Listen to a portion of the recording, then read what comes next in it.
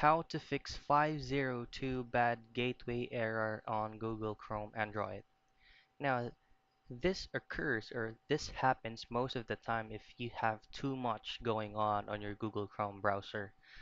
This is just easy troubleshooting steps that I can provide you. All you have to do is just simply clear your cache, data, and browser. So to do that, just simply pull up your Google Chrome and then simply click on the three dots located at the upper right hand of your screen. Now click delete browsing data, and then you have to change the time range by clicking the arrow pointing down. You need to choose an all time.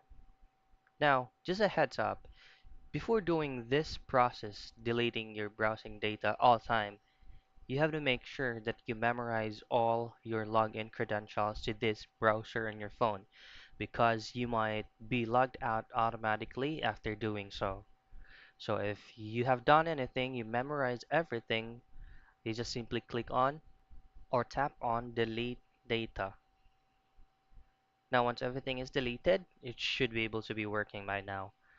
So that's a simple method and how you can fix 502 bad gateway error.